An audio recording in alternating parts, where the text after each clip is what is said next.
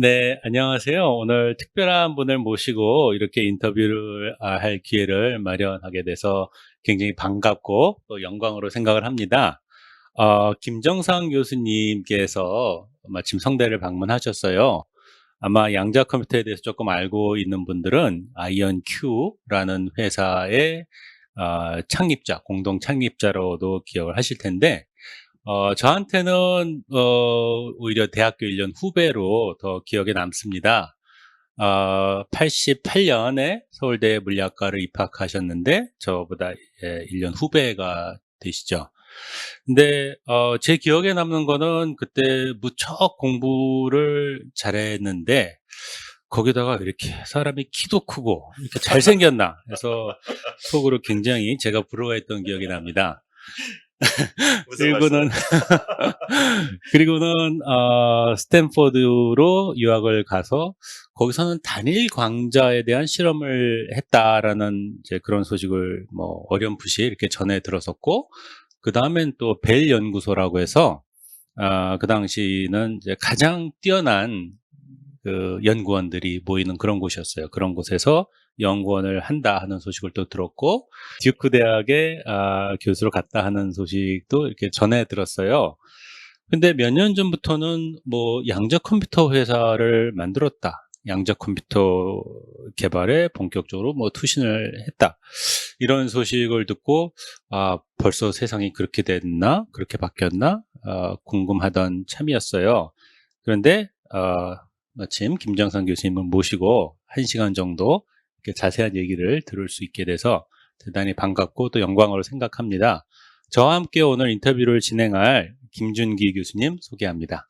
예, 안녕하세요. 성균관대학교 나노공학과에 있는 김준기라고 합니다. 저는 같은 물리학과를 나왔는데요. 이제 김정산 교수님은 88학번이시지만 저는 88년생이고요. 그래서 한 세대가 다른데 또 김정산 교수님과는 이제 같은 연구실에서 일한 인연이 있습니다. 제가 듀크 대학교에서 박사후 과정에 있을 때 이제 제 보스셨고요. 지금은 이제 성균관대학교로 오면서 또 같이 협력 연구도 이제 모색을 하고 있고 그런 단계에 있습니다. 예. 네, 그럼 이제 김정상 교수님께서 본인 소개를 간략하게. 예, 다시 한정은 교수님 오래간만에 만나서 반갑고요. 김준기 교수님은 올 1월 달에 이제 저희 그룹을 떠나셔가지고 여기 성균관대학에 안착을 하셨고, 예, 그 소개는 좀 너무 과찬을 많이 해주셔서, 예, 감사하게 생각하고, 아까 조금 전에도 말씀드렸지만, 이 한정은 교수님하고는 1년 제가 후배고요. 대학교 다니면서 같이 수업 들으면서 고생한 기억이 많아서, 예, 그리고 이제 저보다 1년 먼저 졸업을 하시고, 이제 워싱턴 대학으로 유학을 가시면서, 이제 그쪽에서 통계물리 쪽에 굉장히 좋은 일을 많이 하신다는 얘기를 듣고 있었는데, 이렇게 오늘 오래간만에 만나서 깊은 얘기를 나누게 돼서 반갑습니다. 저는 지금은 듀크 대학교 전자 및 컴퓨터공학과 하고 이제 물리학과의 겸임 교수로 있고요. 회사는 아이언큐는 저희가 2015년에 창립을 해서 지금 이제 한 6년 가까이 됐습니다. 창업한 지. 예, 그래서 지금은 이제 학교 일이랑 회사 일을 병행하느라고 조금 고생을 하고 있고요. 지난 한 2년 정도는 이제 학교에서 조금 뭐 휴직은 아니지만 조금 강의를 이렇게 좀 안 하는 조건으로 회사 일에 조금 더 전념을 하고 있는 그런 중입니다. 예, 반갑습니다. 네, 제가 이제 질문지를 준비할 때 제일 좀 파격적인 질문부터 해야 되겠다 이런 생각을 해서 이렇게 질문을 꾸며봤어요. 제가 몇 년 전에 이제 잘 모르는 상태에서 뭐 어디 중고등학교 강연을 가서 양자 컴퓨터에 대해서 얘기를 하면서 양자 컴퓨터는 절대로 크리스마스 선물로 아이들한테 주는 그런 단계까지는 가지 않을 것이다 라고 단언을 했었는데, 또 요즘 추세를 보면은 그게 좀 틀린 단언이 아닌가 하는 생각도 들어요.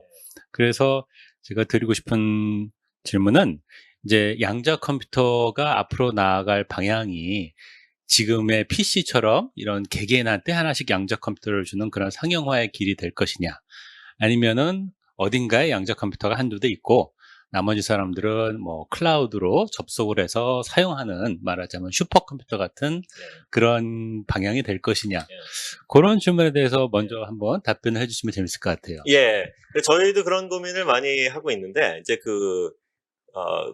제가 기존의 그 클래시컬, 그러니까 고전적인 컴퓨터, 기존의 컴퓨터의 그 역사를 보면 처음에는 항상 이 굉장히 큰 장비, 40년대 중반에 이제 전 진공관으로 그 디지털 컴퓨터를 처음에 만들었을 때도 장비 가격도 굉장히 비싸고, 그래서 보면은 항상 이 중앙 집중적인 그 하이 퍼포먼스 컴퓨팅으로 시작을 해서 이제 그다음에 80년대로 오면서 이 그 컴퓨터의 기능이 점점 그 진화를 하고, 그다음에 70년대 초반에 이제 그 전자계산기, 우리로 치자면 핸드헬드 칼큘레이터라고 그 휴대용 칼큘레이터에 들어가는 칩을 이제 인텔에서 만들기 시작하면서, 이게 그 당시로 말하면 그 파괴적 혁신이라고, 그 disruptive technology로 발전하게 됩니다. 그래서 그 이후에 이제 80년대에 가서 퍼스널 컴퓨터들이 보급이 되기 시작해요. 저도 중학교 때 그 조그만 그 당시 국내 그 삼성이라든지 LG라든지 그때 삼보 컴퓨터 이런 데서 그 작은 휴대용 컴퓨터들을 만들어서 이제 그때 처음으로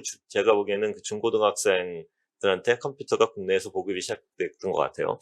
그러면서 이제 뭐 소프트웨어로 프로그램을 짜고 이런 것들이 막 한참 드러났다가, 그 다음에 이제 PC로 가서 그 이제 휴대용, 우리 핸드폰처럼 휴대전화도 많이 나오게 됐는데, 그 반대로 또 그 구글이나 뭐 이런 빅데이터 이런 것들이 요즘에 나오기 시작하면서, 그런 것들을 가능하게 하는 것은 그 데이터 센터라고 얘기하는 정말 대용량의 어마어마한 컴퓨터 장비들이 이런 서비스들을 가능하게 하고 있어요.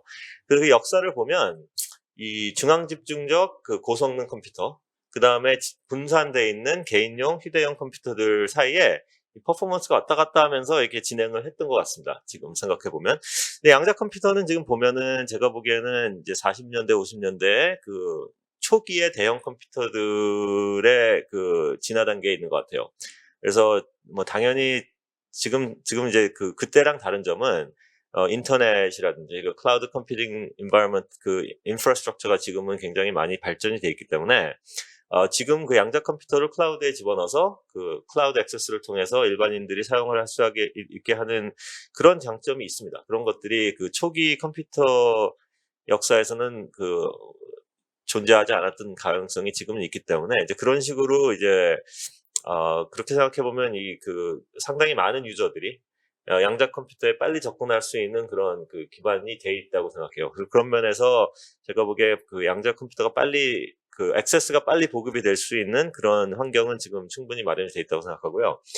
그 다음에 이게 그 개인 컴퓨터로 되기까지는 이제 여러 가지 스텝이 필요한데, 이제 첫 번째는 그 양자 컴퓨터의 생산력이 소위 말하는 economies of scale, 규모의 경제가 적용이 되려면 양자 컴퓨터의 보급이 많이 이루어야 되고, 그러기 위해서는 그 그런 거 대량 생산을 하게 되고, 거기에 맞춰서 이제 가격이 떨어지게 되고, 그런 과정을 거쳐야 되는데, 아직까지 이제 그런 것들은 조금 시기상조인 것 같고, 이제 그러기 위해서는 상온에서 작용하는 양자 컴퓨터가 굉장히 중요합니다. 그러니까 극저온으로 내려가는 장비들이 뭐 그렇게 소형화되거나 소위 말 전력을 적게 사용하거나 이런 식으로 발전하는 것들이 지금으로서는 굉장히 난감하기 때문에, 그런 식으로 되려면 기술 개발이 많이 돼야 되고, 그러기 위해서는 규모의 경제, 대량 공급, 그다음에 상온, 그런 것들에 이제 그런 기술이 선행이 되면 어느 순간인가는, 물론 이제 그게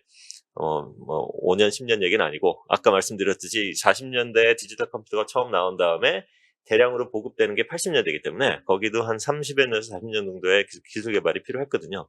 제가 보기에 이제 앞으로 뭐 20년 이상의 시간이 지나면 이제 그런 단계가 오지 않을까. 예. 그때까지는 그래도 일반인들이 클라우드를 통해서 양자 컴퓨터의 체험을 할 수 있는 그런 환경은 충분히 확보가 될 수 있어요 생각합니다. 그 말씀을 들으면서 한 가지 떠오른 생각은, 요즘 뭐 폭발적으로 사람들이 연구하는 인공지능이란 것도 이론적인 기반은 60년대부터 차근차근 쌓여왔는데, 어느 순간부터 이게 갑자기 이런저런 환경이 잘 맞아떨어지면서 이게 완전히 대중화가 돼버린 것 같거든요. 예. 양자 컴퓨터도 어쩌면은 그런 식의 과정을 겪을 수도 있겠다 예. 하는 생각이 드네요. 예, 제 생각엔 그런 과정이 필수적이라고 생각하는데, 이제 제가 저희 학교에 인공지능 연구를 오랫동안 해오신 교수님들이 많이 계세요. 근데 그분들은 뭐 80년대, 90년대부터 소위 말하는 뉴럴 네트워크부터 시작해서 근데 그분들이 하는 얘기가 이 아이디어는 있었는데 기술이 받쳐주지 못한 거죠. 그 인공지능이 잘 작동을 하려면 엄청나게 많은 양의 데이터가 필요한데 최근에 이 디지털 기기들이 핸드폰처럼 그 수억 명의 사람들의 보급이 되면서 데이터를 컬렉트를 하기 시작하면서 그리고 그런 것들을 저장할 수 있는 그 클라우드의 대용량 그 데이터 저장 기능이 확보가 된 이후부터 그런 인공지능의 알고리즘을 적용할 수 있는 데이터가 확보가 된 거고, 그리고 이제 그 클라우드에서 그 컴퓨터의 그 연산 능력이 많이 확보가 되면서 그런 거를 쉽게 디플로이할 수 있는 케이퍼블이 생긴 거고. 그렇게 보면은 그 아이디어는 있었지만 기술이 충분히 받쳐지지 못해서 대량 디플로이먼트가 어려웠던 것 같아요. 근데 그런 예는 많이 있습니다. 우리가 이 핸드폰 요즘 모든 사람들이 다 쓰지만 그 셀폰의 처음 아이디어는 1940년대에 벨랩에서 그 셀룰러 폰에 대한 그 특허가 나왔습니다. 예, 그건 몰랐네요. 예, 40년대. 40년대요. 예. 와우. 그래서 그런 식으로 무선 통신에 대한 아이디어는 나왔지만 결국은 이런 디지털 통신을 할 수 있게 만드는 포터블 라디오가 생겨서 그게 보급이 될 때까지는 이제 90년대까지 시간이 지나서 그 컴퓨터 칩들이 발전을 하고 그 소형 단말기들을 만들 수 있는 기술이 확보가 될 때까지는 그게 이제 굉장히 그 기술적으로 요원한 얘기가 됐었죠. 이제 그런 면에서 지금 양자 컴퓨터도 사실 처음에 아이디어가 나온 거는 이제 90년대 중반이니까 이제 25년이라는 시간이 지났습니다. 이제 그래서 그 처음에 아이디어가 나왔을 때부터 이제 상용화가 될 때까지 넓게 보급이 되는 상용화가 될 때까지 거쳐야 되는 단계들이 굉장히 많이 있는데 우선은 이제 그런 그 양자 컴퓨터의 장점을 살릴 수 있는 기술을 우리가 프랙티컬하게 디플로이할 수 있는, 그러니까 실용적으로 이렇게 보급할 수 있는 기술 개발이 굉장히 중요해요. 그래야 이제 상용화가 가능한 거고, 제가 보기에는 이제 지금 그 상용화의 첫 번째 단계인 것 같습니다. 지금 뭐 저희 회사도 마찬가지고, IBM도 마찬가지고, 뭐 아마존이나 뭐 이런 회사들이 그 양자 컴퓨팅 서비스를 디플로이를 하기 시작했는데, 그게 이제 그 성능, 퍼포먼스하고 가격이 맞아떨어지는 그런 그 스위트 스팟을 우리가 기술 구현을 할 수 있는지, 그게 이제 가장 큰 챌린지예요. 그런 것이 잘 맞아떨어지면, 빨리 보급이 되는 거고, 만약에 그게 가격이 너무 비싸거나 퍼포먼스가 너무 낮아서 실용성이 떨어지면 제가 보기엔 그러면 한 번의 웨이브를 더 거쳐가야 될 것 같습니다. 그래서 그 인공지능 같은 경우도 지금 보면 3번의 그 윈터가 있었다고 그래요. 사람들이 처음 시작했다가 아이디어는 좋은데 실용적인 걸 할 수가 없어서 뭐 꺼졌다가 그 다음에 다시 또 올라왔다가 지금 이제 클라우드에서 대용량의 데이터랑 대용량의 그 연산 기능이 확보가 되면서 이제 그게 실용적인 애플리케이션으로 그 확장이 될 수 있었듯이, 지금 양자 컴퓨터가 앞으로 한 5년 정도의 시간 안에 그런 그 리프를 만들 수 있을지, 그러니까 실용적인 애플리케이션으로 연결할 수 있을지, 그게 안 되면은 제가 보기에는 이제 좀 더 긴 안목으로 그 차세대 기술 개발에 투자를 해야 될 그럴 필요가 있다고 생각합니다. 네. 아까 이제 양자 컴퓨터를 실용화하기 네. 위해서 필요한 극복해야 될 기술이 굉장히 많다라고 하셨는데, 사실은 제가 알기로는 김정상 교수님 자신이 꽤 오랜 시간 동안 양자 컴퓨터에 대한 인지도가 지금처럼 높지 않았을 때부터 뭔가 이온을 기반으로 한 양자 컴퓨터를 만들겠다고 하면서 여러 가지 기술적인 난관을 극복하신 걸로 알고 있어요. 예. 거기에 대해서는 이제 저는 이론을 하는 사람이라서 예. 자세한 질문을 드리기가 좀 어려울 것 같은데, 김준기 교수님께서 한번 질문해 주시면 어떨까요? 예, 사실 그래서 저도 이제 김정상 교수님과 같이 일할 때 했던 일들의 대부분이 이제 그런 기술적인 개발 관련된 부분인데, 사실 저보다 더 많은 경험을 가지고 계시고 또 그 중에서도 인상 깊었던 사건이라든지 경험 같은 것들이 있으실 것 같아요. 그래서 그런 것들 공유해 주시면 재밌을 것 같습니다. 제가 벨랩을 이제 떠난 게 2004년도예요. 지금 이제 17년 남짓한 시간이 지났는데, 제가 사실 그 물리학을 전공을 하고 박사도 이제 물리 쪽에서 연구를 해서 학위를 받았는데, 벨 연구소로 옮기면서 그쪽에서 좀 통신 장비 쪽에 들어가는 기술 개발 쪽에 많이 매진을 하게 됐습니다.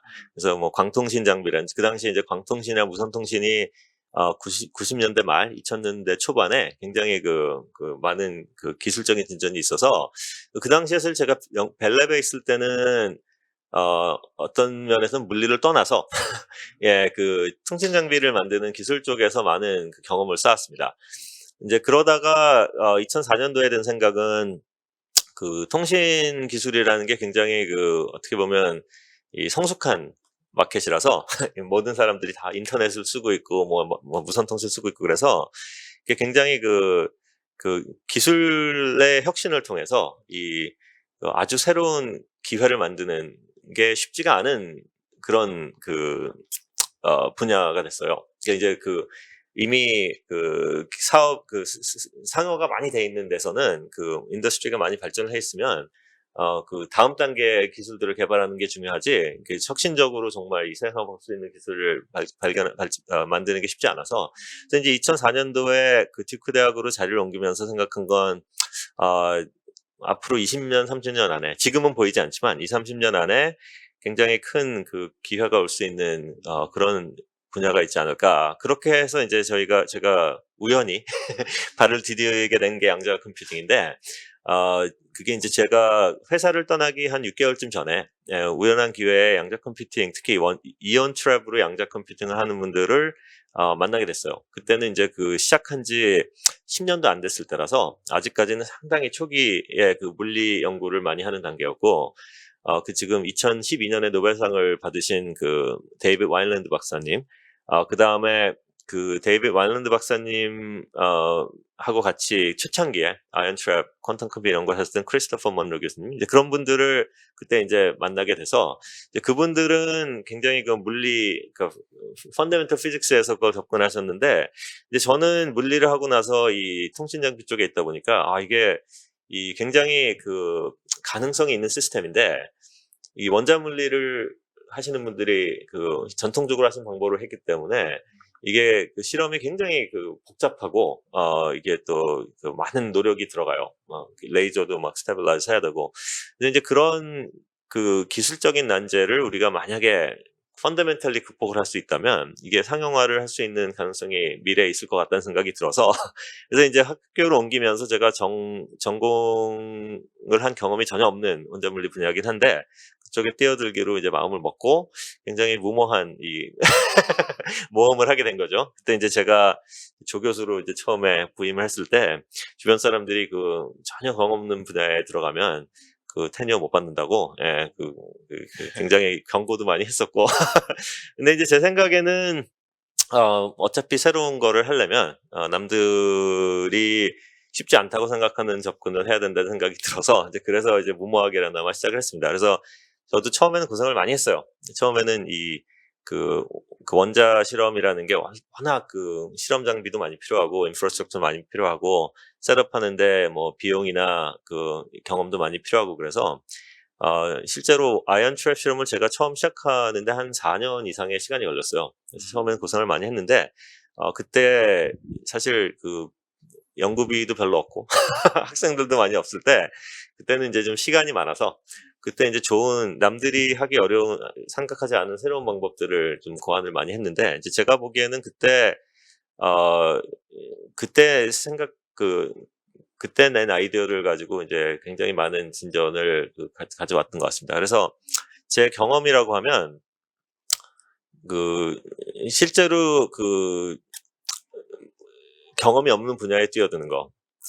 이게 뭐 쉽지는 않고 챌린지도 많이 있는데, 좀 위험을 감수하고 그런 분야에 뛰어들어서 일을 하다 보면 장점이 있어요. 그러니까 그 분야의 분들이 이렇게 기본적으로 항상 컨벤셔널 위스덤이라고 그러는데, 대략 오래 하신 분들이 갖고 있는 생각하는 방향이 있는데, 그거를 이제 밖에서 새로운 분야에서 들어온 사람들이 같이 연구를 해서 배우다 보면 그분들이 가지고 있지 않은 굉장히 다른 퍼스펙티브를 가져올 수 있는 기회가 있습니다. 이제 그런 것들이 제가 보기에는 이제 혁신의 원동력이 되지 않나.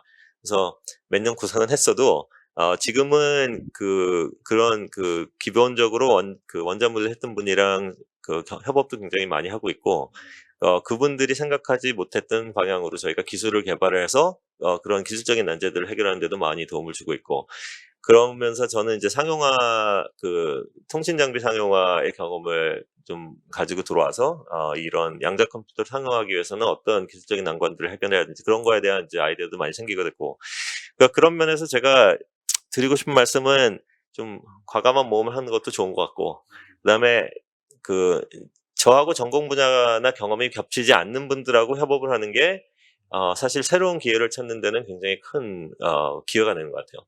그러니까 그런 것도 좀 많이 하실 필요가 있고, 항상 내가 모르는 걸 배우는 자세로 그렇게 해서 일을 하다 보면 또 제가 그분들한테 새로운 아이디어를 제안을 할 수도 있고, 그런 데서 이제 많은 혁신적인 아이디어를 많이 나오는 것 같습니다. 그리고 이제 마음을 한번 먹었으면 뒤돌아보지 말고 앞으로 열심히 나아가는 예, 그런 세 박자를 갖추면 예, 그러면 새로운 일을 많이 할 수 있는 그런 토양이 마련되지 않을까, 예, 그렇게 생각합니다. 정말 이렇게 교과서로 만들어도 좋을 만큼 너무너무 이렇게 핵심적인 여러 가지 내용을 지적을 해주신 것 같아요. 듣다 보니까 예, 그 내용이 떠올라요. 그 레이저를 만든 사람 중에 찰리 타운스라는 사람이 그렇죠. 있잖아요. 예, 그분이 콜롬비아 대학교 조교수 시절에 예. 레이저를 만들겠다고 하니까 예, 일단 장비부터 다 예. 만들어야 됐고 몇 년간 고생을 하는데 레이저가 안 나오는 겁니다. 예. 그랬더니 콜롬비아 대학교에 그 당시에 그런 분야의 대가가 이사도 라비라는 예. 사람이 있었어요. 예. 이미 노벨상도 받은 사람이 예. 참다 못해서 그 찰리 타운스의 실험실에 쳐들어와서 이거 예. 그만해라 예, 라고 했다는 예. 얘기가 그 타운스의 자서전에 나와요. 예. 혹시 이거 그만해라 라는 얘기는 안 들으셨나요?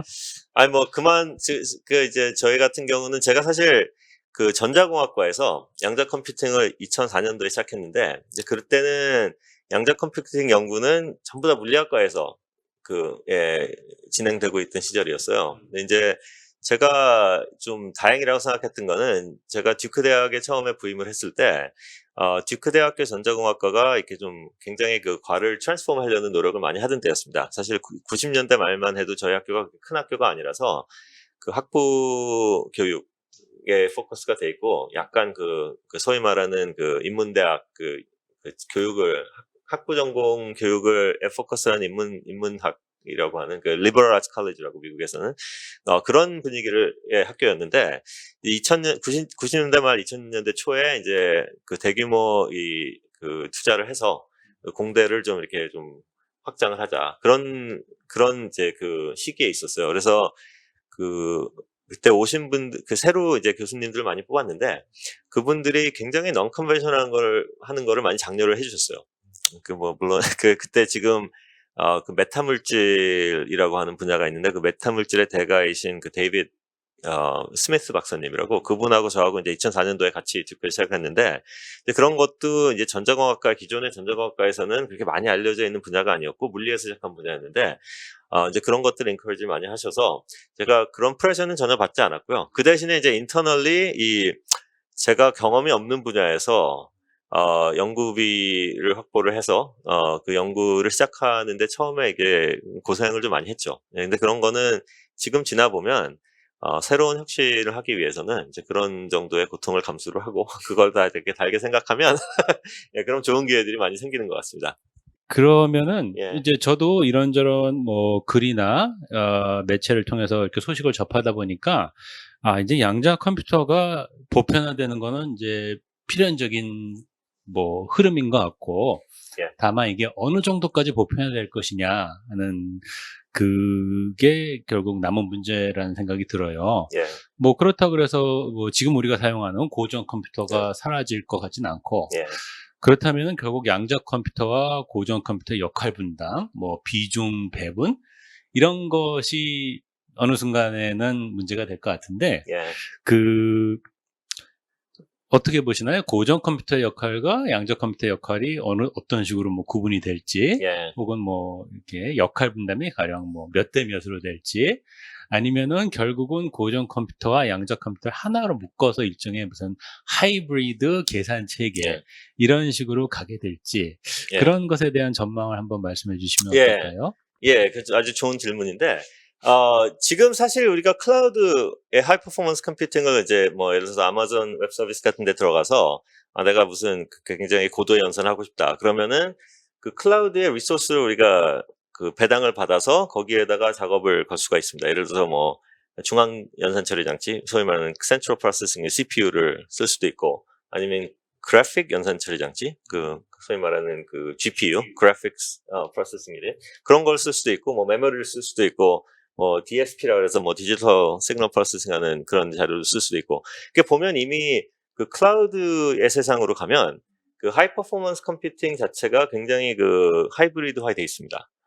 그러니까 예를 들어서 우리가 뭐 무슨 굉장히 큰 계산을 하는데 그 계산의 일부는 CPU에다가 하는 게 굉장히 효율적일 수가 있고, 또 다른 계산은 뭐 GPU에다 넣는 게 더 효율적일 수도 있고, 그래서 이제 그 GPU가 특히 이 하이 퍼포먼스 컴퓨팅에 들어오는 그 역사를 보면 그 이제 GPU가 굉장히 잘할 수 있는 연산들이 있는데 그런 거를 프로그램을 하는 게 이제 CPU랑 많이 다를 수가 있어요.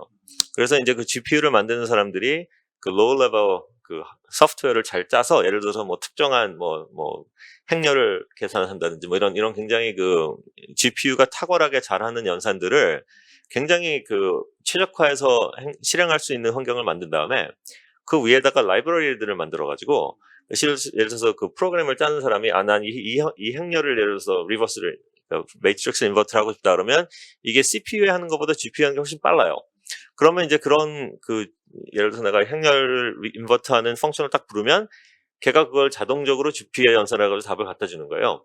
그리고 이제 다른 분야는 CPU에다 하고 이렇게 해가지고 이제 하이브리드하게 가장 그 최적화된 이 연산들을 최적화된 장비에다가 돌리는 이제 그런 것들이 굉장히 지금은 많이 발달이 돼 있는데 그런 면에서 이제 퀀텀 프로세서도 보면 그 퀀텀 프로세서 자체가 그 많은 연산에 있어서는 그 일단 그 클래시컬 컴퓨터들이 워낙 70년 동안 발전을 많이 했기 때문에 뭐 워드 프로세싱을 한다든지 그러니까 클래시컬 컴퓨터가 효율적으로 할 수 있는 계산들에 있어서는 제가 보기엔 양자 컴퓨터가 그걸 따라가는데 시간이 많이 걸릴 것 같아요.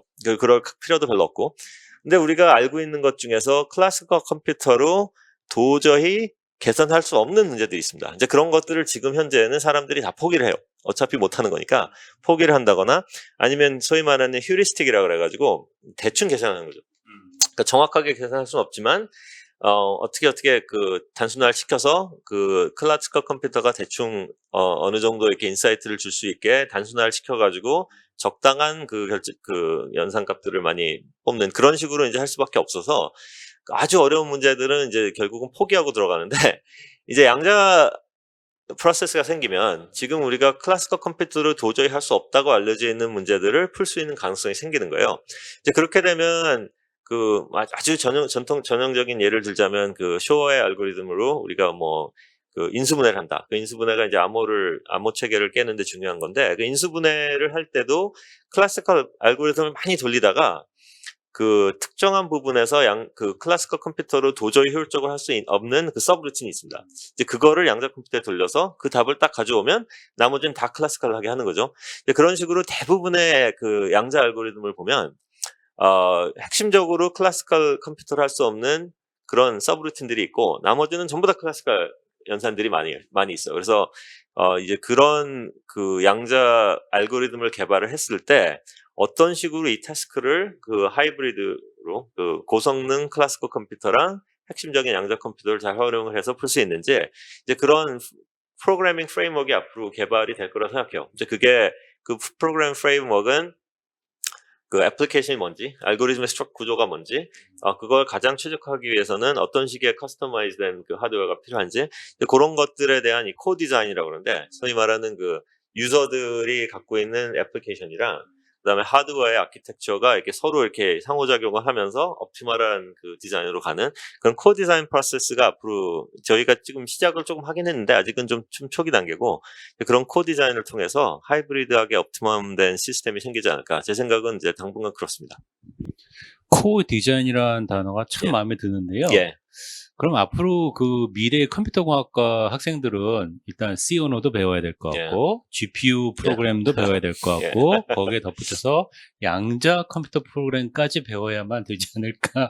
뭐 그런 생각도 드네요. 예. 근데 이제 그게 물론 그 GPU 같은 경우 보면은 이제 엔비디아가 이제 GPU의 그 인더스트리 리더인데 그 엔비디아의 그 쿠다라는 프로그래밍 프레임워크가 있습니다. 이제 그게 쿠다가 그 로우 레벨 쿠다는 아까 말씀드렸듯이 특정한 연산을 어떻게 하면 그 GPU 아키텍처에다 옵티머하게 할 수 있을지, 그건 이제 굉장히 전문성을 많이 필요로 하는 GPU 개발자하고 그다음에 그 문제 그 알고리즘의 스트럭처를 알고 있는 분들이 같이 굉장히 깊이 협업을 해서 만들어야 되는데, 이제 그런 식으로 해서 이게 옵티마이즈가 어느 정도 돼버리면 그 다음에는 이제 소프트웨어 하신 분들이 라이브러리를 쓰면 돼요. 라이브러리를 써가지고 하이 레벨 펑션들을 디파인을 해서 그 연산을 이제 여기다 효율적으로 적용을 할 수 있는 것만 만들어주면, 그 다음에는 굉장히 그 GPU가 어떻게 작동하는지 전혀 모르는 분들도 자기가 생각하는 연산에서 이런 서브루틴이 필요할 때는 내가 이걸 얘한테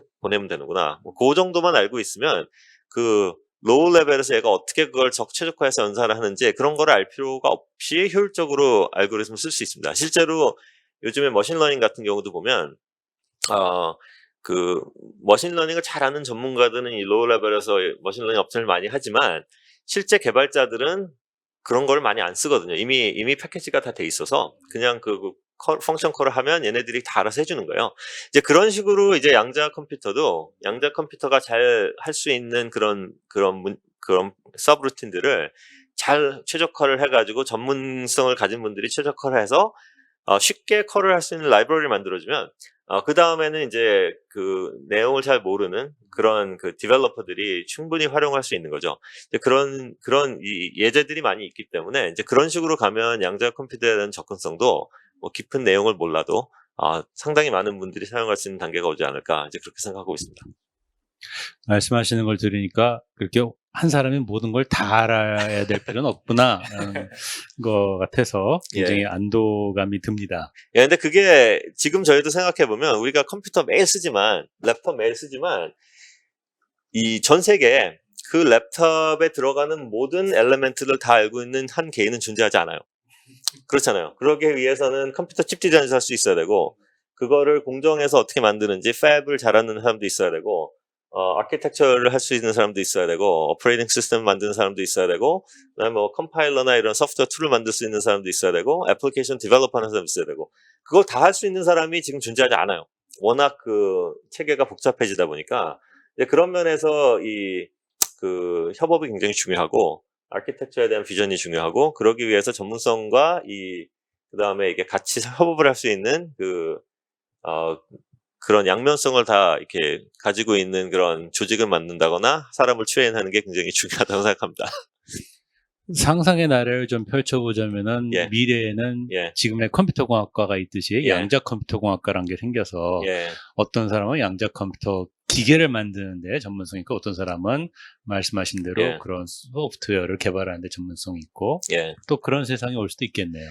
제가 보기에는 충분히 가능하다고 생각합니다. 그러니까 저희가 알다시피 제가 이제 전자공학과에 있는데, 그 전자공학과를 보면 이제 저도 이제 학교에서 공부는 물리학을 했는데, 물리학과 같은 경우는 그 학교에서 배우는 학문의 내용이 굉장히 오랜 시간 동안 변하지 않아요. 예를 들어서 저희가 30년 전에 그 물리학과에서 들었던 수업이나 요즘에 물리학과에서 학생들이 듣는 수업이나 기초 수업은 많이 다르지 않거든요. 김정상 교수님이 대학교 2학년 때 들었던 역학 수업 교재를 저희 아들이 이번에 똑같이 사용해서 배웠습니다.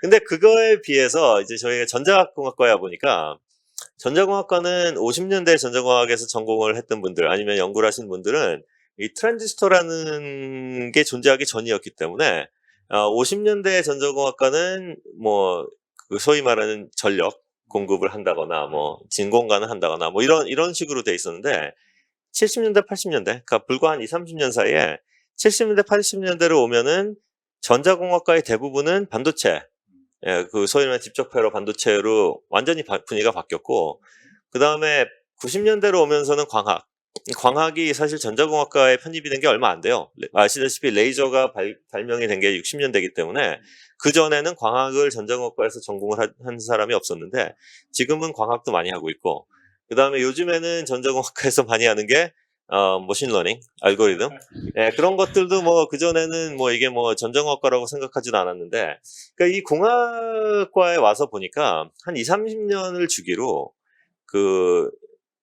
가장 중요한 공학적인 문제들이 기술과 함께 완전히 변해요. 완전히 변하기 때문에 물론 제가 2004년도에 공대에 와서 처음으로 양자 컴퓨터를 연구를 시작했을 때는 공대에서 이걸 한 사람이 거의 없었어요. 근데 지금은 2020년, 그러니까 17년 후에는 지금 작년 올해 보면은 그 공대에서 양자 컴퓨터를 전공하는 양자 정보를 전공하는 교수를 굉장히 많이 찾고 있습니다. 미국에서는.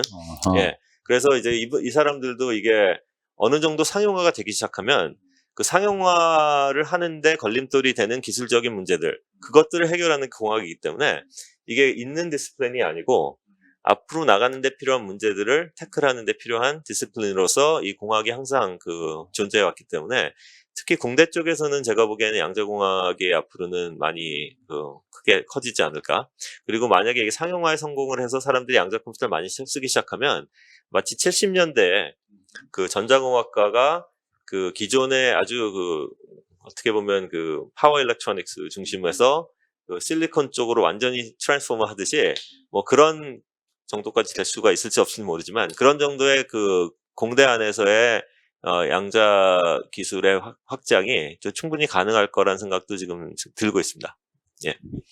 또 아시다시피 바이오 공학 같은 경우도 70년대까지만 해도 뭐 공대에서 바이오 같은 거를 아무도 안 했었는데 예, 지금은 뭐 바이오 공학이 굉장히 많이 퍼져 있지 않습니까? 이제 그런 면에서 그 프랙티컬하게, 그러니까 실용적으로 산업의 가치, 그 밸류를 크리에이트 할 수 있는 가치를 창출할 수 있는 그런 산업이 생기게 되면 거기에 맞는 공학적인 문제들 사람들이 연구를 계속 하게 되고 그러면서 이 학교 공학은 많이 발전하지 않을까. 예, 그렇게 생각합니다. 공학의 기본적인 그 성격이 뭔가를 또 굉장히 간단하게 잘 지적을 해주신 것 같아요. 예. 그 김정상 교수님이랑 이제 제가 유학을 갈 그 무렵인 걸로 기억을 하는데 예. 클린턴 대통령이 예. 대통령으로 취임을 하면서 나노 이니셔티브 예. 이런 거를 기치로 내걸었던 기억이 나요. 예, 예. 그래서 저도 그때 나노라는 말을 처음 그때 들은 것 같고 미국에서는 정부 차원에서 많이 투자를 또 했었고 한국도 마찬가지로 예. 굉장히 많이 투자를 했고 또 많이 성공도 거뒀고 근데 이제는 뭐 나노 과학이란 게 한물 같다기보다는 이미 이제 아주 잘 정의된 분야로서 공학의 한 분야로서 정착을 예. 했다 하는 느낌이 들어요. 예. 그럼 이제 그 빈자리를 예. 미국에서는 그 양자 공학이란 거, 예. 양자 정보, 양자 예. 컴퓨터 이런 것이 지금 채우는 그런 예. 모양새다 하는 예. 느낌이 드는데 예. 그 공학뿐만 아니라 물리학에서도 물리학도 끊임없이 이제 새로운 소재를 발굴해야 사실은 그 학문적인 생명력을 유지할 수 있는 거잖아요. 예. 어쩌면 물리학과에서도 그 양자 컴퓨터, 양자 정보와 관련된 분야가 새로운 분야에서 이제 예. 자리 잡아야만 되는 거 아닌가라고 예. 저는 생각을 하는데 예. 예. 어떻게 생각하시는지? 예, 저기 아주 좋은 말씀해 주셨는데, 그런 이제 얘가 많이 있어요. 그러니까 60년대에는 이제 우주, 그래서 나사 만들고 뭐 우주공학을 해서 이제 우주 산업이 지금은 굉장히 보편화가 됐죠. 그래서 커머셜하게 뭐 우주로 왔다 갔다 하는 시대가 곧 열릴 거라고 얘기하고, 나노도 마찬가지입니다. 그 새로운 사이언스의 지평을 열면, 처음에는 이제 사이언티스트들이 가서 거기에 해당되는 가장 펀더멘털한 이슈들을 연구를 많이 해야 돼요. 그러기 위해서 나노 같은 경우도 물리하시는 분들, 화학하시는 분들, 이런 분들이 많이 재료하시는 분들 들어가서 연구를 많이 했는데 그게 성공적이 되면 제가 보기에는 그런 분야에 이제 기초과학에 투자를 많이 하면 두 가지 길이 있는 것 같아요. 하나는 거기서 나온 성과들이 충분히 그 프로그레스가 많아져서 이게 상용화 쪽으로 많이 가는 거죠. 이제 그런 쪽에서 제가 보기엔 나노도 성과가 많이 있었고, 그게 상용화를 가기 시작해서 그게 이제 실제 사회에 도움이 되는 이런 산업으로 발전을 하게 되면, 그 다음에 이제 거기에 해당하는 공학이 많이 발전을 하게 돼요. 왜냐면 그거를 계속 쓸모 있는 거로 전환을 시키기 위해서 연구가 계속 많이 필요하기 때문에 이제 공학이 많이 되고, 그러면서 이제 기초과학도 계속 꾸준히 계속 투자를 해서 발전을 하게 되는 거죠. 그래서 나노 같은 경우는 제가 보기엔 그런 식으로 성공적인 안착을 했다고 생각을 합니다. 여기 사실 이제 나노를 미국에서 시작할 때 말씀하셨듯이 그때 이제 미국 의회에서 법률, 그러니까 미국은 이제 정부가 투자하는 자금줄을 의회에서 관리를 하기 때문에 이제 그 당시에 의회에서 나노 특별법 같은 걸 제안을 해가지고 거기에다가 이제 투자를 하게 만들었었는데 2년, 3년 전에 2018년에 미국에서는 이제 그 양자 지능법이란 걸 개정을 했어요. 근데 그 재밌는 게 그 초안을 보면 물론 마지막 그 파이널 버전에 빠졌지만 그 초안을 보면 그 양자 투자를 이렇게 한다라는 그 법안의 내용 맨 끝에 그 나노를 선셋으로 해가지고 나노의 그 기초과학 투자를 이제 줄인다는 그런 내용이 있습니다. 근데 그게 결국은 나노를 죽인다는 게 아니라 이미 기초과학을 충분히 투자를 해서 그게 인더스트리 트랜지션을 해가지고 쓸모 있는 것들이 많이 나왔기 때문에 그렇게 되면은 이제 그 정부에서 굳이 새로운 이니셔티브 투자를 하지 않아도 거기에 이제 서스테이닝 그 인베스트먼트가 계속 생기는 거죠. 그래서 이제 그게 나중에 그 법안에 빠지긴 했는데 그 보면 크게 보면 한 20-30년 단위로 기초과학 투자를 하고 그 기초과학 투자가 충분한 성과를 내면 사실 양자만 해도 지금은 미국 정부에서 하는 투자보다 그 프라이빗 섹터에서 들어오는 인베스트먼트가 훨씬 큽니다. 그게 작년에 제가 보기에는 그 전환이 이루어진 것 같아요. 그때까지는 100% 거의 2016년까지만 해도 거의 100%의 투자를 정부가 했었는데 작년에는 정부 투자보다 민간기관에서 양자에 투자라는 금액이 훨씬 많아졌어요. 그리고 제가 보기에 앞으로 1-2년 지나면 그래서 만약에 쓸모있는 그 애플리케이션이 나오기 시작하면 민간기관의 투자가 정부 투자보다 훨씬 커집니다. 이제 그런 식으로 전환을 하게 되면 이제 굳이 그 정부에서 기초과학 쪽에다 많이 투자를 그렇게 이렇게 이니셔티브를 해가지고 투자할 수 있는 그런 필요가 없어질 수도 있거든요. 결국 이게 안착을 했기 때문에. 그래서 양자 컴퓨터 같은 경우도 아까 물리학과에서 말씀하셨지만 제가 다시 그 고전 컴퓨터를 가보면 이제 물리학과에서 처음에 그 고전 컴퓨터가 나올 때는 그 트랜지스터 자체가 이 반도체 재료 물리를 하시는 분들이 발명을 한 장비이기 때문에 그 반도체 물리가 굉장히 중요한 역할을 많이 했어요. 근데 지금은 이게 그 반대쪽으로 가보면 컴퓨터가 많이 발전을 했을 때 지금 물리학과에서 이론 연구를 하시거나 아니면 실험 연구를 하시는 분들 중에서 컴퓨터를 안 쓰는 분이 있습니까? 없죠. 그 컴퓨터, 그러니까 결국은 그 컴퓨터 자체가 물리의 그 기초과학, 그 반도체 물리에서 시작해서 트랜지스터를 와가지고 이렇게 시작한 건데 지금 그 연산 능력이 굉장히 많이 퍼진 다음에는 그 계산을 하는 그 컴퓨테이셔널 사이언스의 파운데이션이 돼버렸어요. 그래서 이게 지금은 그 컴퓨터를 물리 연구하는 데서 빼놓고 생각할 수가 없지 않습니까?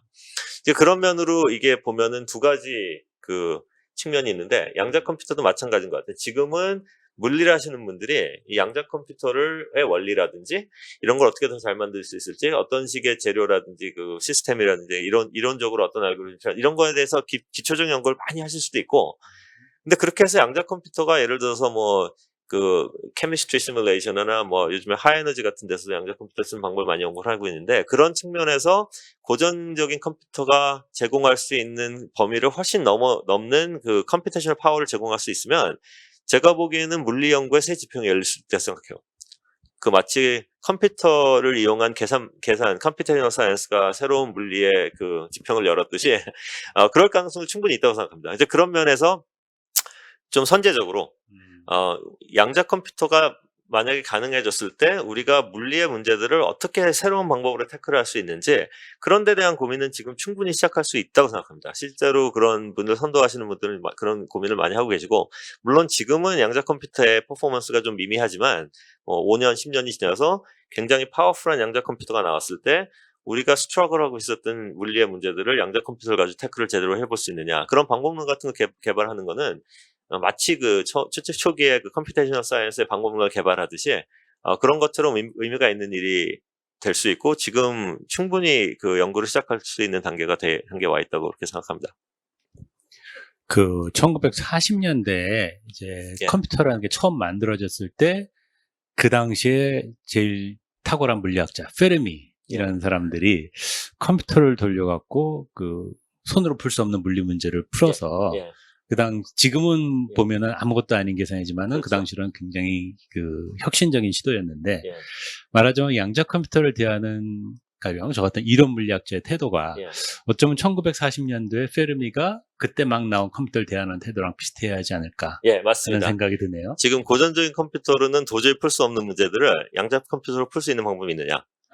미미하겠지만 새로운 방법론을 개발하는 그렇게 생각하시면 이제 새로운 방법 지평을 열 수도 있지 않을까. 예. 명심하겠습니다. 예.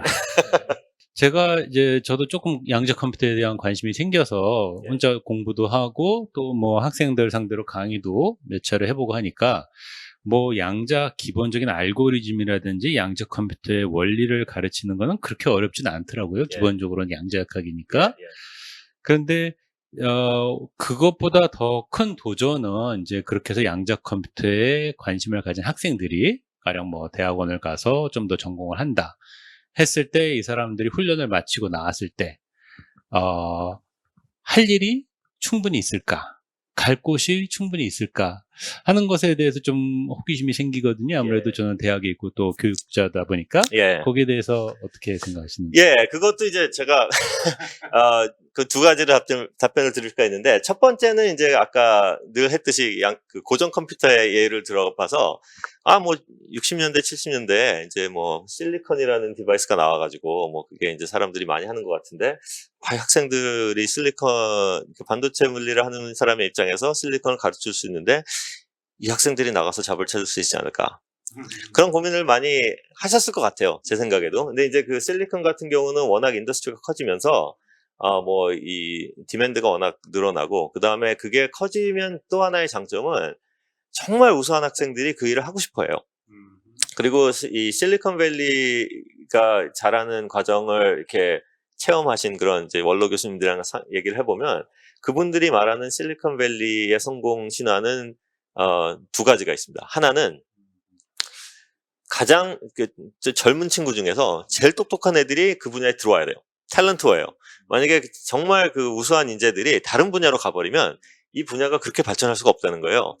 그 사람들이 그 수도 없이 많은 분야 중에서 난 정말 와서 이 실리콘 연구를 하고 이 분야에서 종사를 하고 싶다는 생각이 들게 하기 위해서는 그 분야가 굉장히 그 성장을 많이 해야 되고 그러기 위해서는 이제 투자를 해야 되고 그 투자를 하기 위해서는 그게 쓸모 있는 일을 할 수 있어야 돼요. 처음에 정부가 투자를 할 수 있는 건 한계가 있고 결국 이제 재투자를 계속 하려면 그렇게 투자를 해서 나온 성과가 새로운 그 애플리케이션이나 그 응용 분야들을 만들어내서 그 비즈니스가 더 커지고 그렇게 되면 사람들이 다음 단계에 투자를 하게 되고 그렇게 하면서 계속 이렇게 선순환을 통해서 이 무어스 로라고 생각하듯이 그렇게 해서 산업이 커져야 되는데 그렇게 하이퍼 그로우를 하고 있는 산업에는 젊은 친구 중에서 정말 우수한 사람들이 일을 하고 싶어 하는 거죠. 그리고 그런 사람들이 들어와야 기술 개발이 빨리빨리 진행이 되기 때문에 그 계속 서스테인을 할 수가 있고 이제 그런 면에서 이게 보면은 이게 단순히 기술의 문제가 아니라 이게 그 인적 자원의 문제, 그 다음에 투자의 문제. 그러기 위해서는 어떤 성과를 낼 수 있는지 가시적인 그 뭐 과학적인 성과가 아니라 그 실제로 그 경제적인 인센티브를 줄 수 있는 성과를 어떻게 내는지 그런 것들이 굉장히 중요한 것 같아요. 그래서 제가 보기에는 지금 미국의 상황을 보면 양자를 전공한 사람들은 구할 수가 없어요. 저희 회사 입장에서도 구할 수가 없고 저희 회사가 뭐 이렇게 좋은 학생이나 박사를 받은 사람들을 리크루트하면 전부 다 서로 끌어가려고 난리예요. 그래서 지금은 그게 이제 물론 이제 뭐 사이클이 올 수도 있지만 지금 단계에 있어서는 그 양자 전공을 한 친구들이 인더스트리에서 잡을 참는 거는 사실 그런 좋은 사람을 찾는 게 하늘의 별따기지 잡을 찾는 게 어려운 단계는 절대 아닙니다.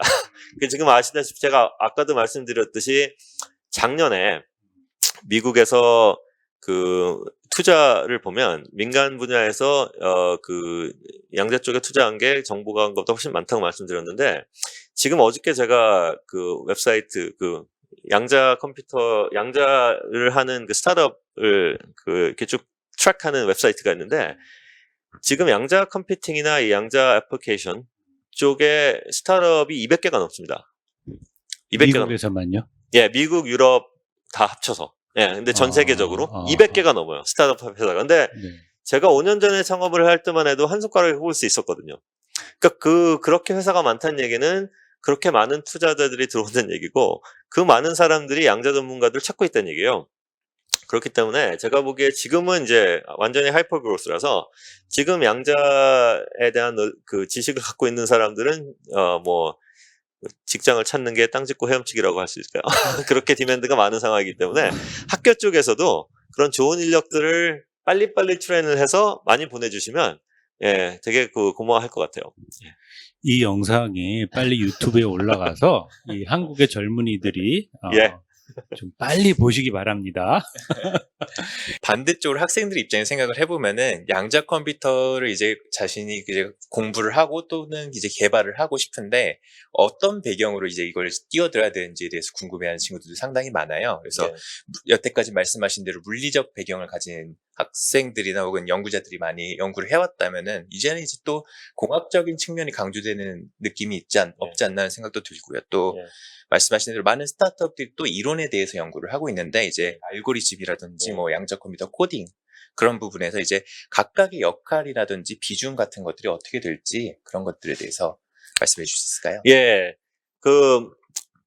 전에 말씀드렸듯이 이 양자 컴퓨팅이라는 분야가 처음에 물리에서 시작을 했어요. 이제 90년대나 2000년대 초반까지만, 2010년, 사실 한 10년 전까지만 해도 그러니까 대부분의 연구는 물리 쪽에서 일어나고 있었고, 굉장히 작은 프랙션이, 작은 부분이 이제 알고리즘 연구라든지 이론적인 연구. 근데 이론도 결국은 이론 물리를 하신 분들이 많이 했었고, 컴퓨터 공학 쪽에서는 이제 양자 컴퓨터가 쇼어의 알고리즘을 통해서 이 인수분해를 잘할 수 있다는 게 알려진 이후부터 소위 말하는 이론적인 컴퓨테이셔널 티어리스트들이 있습니다. 이제 그분들은 이 컴퓨터가 풀기 쉬운 문제, 풀기 어려운 문제, 이런 것들을 클래시파이 하는 그런 이론적인, 굉장히 깊이 이론적인 일을 하시는 분들이 있는데, 이제 그분들 입장에서는 이게 인수분해라는 건 우리가 굉장히 어려운 문제를 알고 있었는데, 양자 컴퓨터라는 게 도입이 되면서 이게 아주 쉬운 문제라는 게 증명이 돼버렸거든요. 그래서 그분들 입장에서는 이게 이 양자 컴퓨터가 들어오면 우리가 소위 말하는 처치 튜링 티시스라고 우리가 컴퓨터를 통해서 풀 수 있는 문제, 없는 문제에 대한 이 데피니션이 되게 잘 내려져 있었는데 그거 자체가 많이 흔들리게 됐어요. 양자 컴퓨터가 들어오면 그 데피니션, 컴퓨터 공학계에서 수십 년 동안 믿어왔던 그런 데피니션이 바뀌어야 되냐, 그런 이제 측면에서 원론적인 연구를 하신 분들이 이제 초창기에 많이 있었습니다. 근데 지금은 세상이 굉장히 빨리 바뀌는 게, 예를 들어서 제가 처음으로 이 베이직으로 컴퓨터 프로그래밍을 배운 게 이제 중학교 2학년 때인가 그런데, 그렇게 할 수 있었던 이유가 아까 말씀드렸듯이 퍼스널 컴퓨터가 보급이 되고, 그걸 통해서 아주 쉽게, 아주 간단한 거지만 내가 뭔가 이 프로그램을 짤 수 있는데, 그 프로그램을 짤 때 보면 내가 그러니까 논리적인 생각만 하고 컴퓨터 프로그램 언어를 이해만 할 수 있으면 이게 칩에서 어떻게 작동을 하는지, 실제로 트랜지스터가 어떻게 개선하는지 거기에 대해서 알 필요가 전혀 없었어요. 이제 그러고선도 충분히 쓸모 있는 알고리즘을 개발할 수 있었는데, 이제 그게 70년대 쉽지 않았습니다. 예를 들어서 뭐 프로그래밍을 펀치카드로 해야 되면은 거기에 대해서 하드웨어도 많이 알아야 되고 실제 원리도 많이 알아야 되고, 이제 80년대로 들어오면서 그런 소프트웨어 툴들이 많이 개발이 되고 프로세스 아키텍처가 정착이 되면서 이제 사실 중학생들도 컴퓨터 프로그램을 가지고 쓸모 있는 일을 할 수 있는 그런 단계가 돼버렸어요. 똑똑한 중학생. 물론 제가 쓸모 있는 일을 했다고 얘기를 할 수는 없지만 일단 그런 정도까지 보급화가 대중화가 된 거죠. 이제 그런 면에서 지금 단계는 사실 이 양자 컴퓨터의 저변이 굉장히 빨리 변하고 있습니다. 사실 5년 전까지만 해도 물리를 하는 사람도 아니고는 이거 범접할 수 있는 분야가 아니라고 생각했는데, 지금은 누구든지 저희 회사가 제공하는 아이언큐 클라우드라든지 아니면 IBM이 제공하는 클라우드를 통해서 아주 쉽게 퀀텀 컴퓨터를 접근할 수가 있어. 물론 아직까지 그렇게 큰 밸류가 있는 거를 하기에는 조금 기술이 조금 더 진행이 돼야 되겠지만, 이제 그러면서 이 양자 컴퓨터를 전혀 모르는 사람한테 마치 우리가 중학생들한테 베이직을 가르치듯이 우리가 이 양자 물리를 전혀 모르는 사람들한테 양자 컴퓨터로 프로그램을 해서 뭔가 의미 있는 일을 할 수 있는 걸 가르칠 수 있지 않을까. 교육을 그런 식의 교육 프로그램을 만들 수 있지 않을까. 그런 고민을 제가 보기에는 해야 된다고 생각해요. 왜냐면 그렇게 되면, 그래서 전 세계 유수한 한 100여 명 정도의 연구자가 양자 알고리즘 연구하는 거하고 수천만 명, 수억 명에 해당하는 이노베이터들이 양자 컴퓨터를 통해서 알고리즘 개발할 때는 쓸모 있는 거를 발견할 확률은 제가 보기엔 저변이 확대가 빨리 될수록 그런 가능성이 높다고 생각해요. 처음에 사실 제가 그 얘기를 들은 게 초창기에 이제 그 핸드폰이 나와서 거기서 이제 뭐 게임이라든지 이런 앱을 사람들이 만들기 시작했을 때 그거를 이제 대기업에서 그 앱을 그 인력을 잘 선발해 가지고 맡겨서 찾는 게 나은지 아니면 뭐 수천만 명이 동시에 개발을 할 수 있게 해 가지고 그중에서 정말 그 좋은 아이디어로 잘 되는 거를 나중에 이렇게 고르는 게 나을지 그런 거 생각하면 후자가 훨씬 더 밸류 크리에이션을 많이 할 수 있거든요. 항상 그 소수 정예도 중요하지만 굉장히 많은 사람들이 동시에 개발을 할 수 있으면 그 프로그레스가 훨씬 빠르게 돼 있습니다. 그래서 제가 보기에는 이제 양자 컴퓨터도 그런 단계로 애플리케이션을 빨리빨리 개발할 수 있는 그런 단계까지 와 있는 것 같고요. 이제 그런 면에서 여기 성균관대학교에서 정현욱 교수님이랑 김정기 교수님 그다음에 한정 교수님 하듯이 여기 센터를 통해서 국내 누구나 양자 컴퓨터 최첨단 양자 컴퓨터에 접속을 해서 프로그램을 할 수 있는 그런 교육을 받을 기회가 있어요. 그리고 그런 국내에서 그런 액세스를 가질 기회도 있고 이제 그런 걸 통해서 가능하면 어떻게 빨리 저변 확대를 해서 더더욱 많은 사람들이 뭐 아이언 트랩이나 뭐 초전도를 몰라도 퀀텀 컴퓨터를 이용해서 쓸모 있는 일을 할 수 있는 아이들을 많이 낼 수 있는 그 환경을 어떻게 빨리 마련하는지 굉장히 중요한 것 같습니다. 그다음에 이제 공대도 보면 이제 학교에서 그 공대 쪽에서 양자공학 연구를 하는 이제 고민들을 많이 하기 시작해요. 근데 그거는 제가 보기에는 그 공학제 자체, 그 데피니션 자체가 뭐 미리 정해져 있는 디스플린이라기보다는 그게 상용화나 좀 더 쓸모 있는 실용적인 그 애플리케이션으로 나가기 위해서 걸림돌이 되어 있는 그런 많은 그 기술적인 장벽들을 태클을 하는 게 이 공학의 핵심이라고 생각해요. 그런 면에서 이 공학은 조금 더 깊이 들어가서 사람들이 일을 해야 되니까 공학에 관심이 있는 분들도 양자역학이 사실 되게 어려운 것 같지만 막상 이렇게 간단한 룰들을 해보면 그렇게 어렵지 않아요. 제가 공감입니다. 예. 가르쳐 보니까 쉽더라고요. 예. 그리고 제가 대학교 4학년 때 그 전자공학 그 강의를 들었는데 그때 트랜지스터도 원리로 들어가면 되게 복잡한데 공학도들은 그 트랜지스터를 굉장히 간단하게 그 트랜지스터 맨이라 그래가지고 그 트랜지스터가 작동하는 원리를 그 안에 누가 있어가지고 인풋이 이럴 때 아웃풋을 이렇게 조절해 주는 게 트랜지스터다. 굉장히 간단한 모델을 딱 만들어 버려요.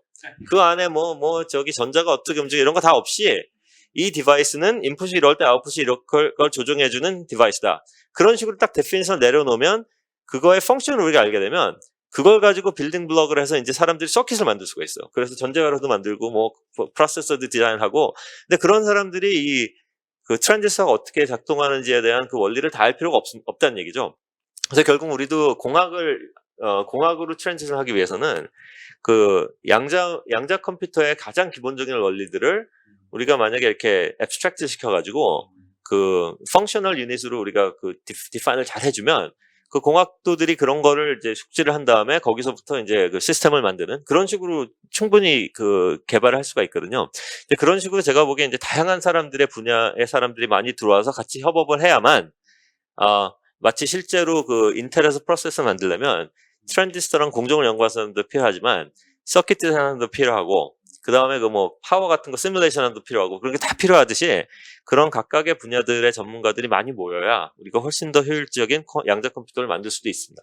그런 면에서 다양한 협업을 다양한 측면에서 그 양자 물리를 깊이 알지 못해도 공헌을 할 수 있는 그런 식으로 이렇게 연구 분야를 이렇게 좀 조절을 하고 협업을 하는 것이 굉장히 중요하지 않을까 그렇게 생각합니다. 지금 말씀 듣고 떠오르는 게 사실 너무나 당연한 얘기인데 예.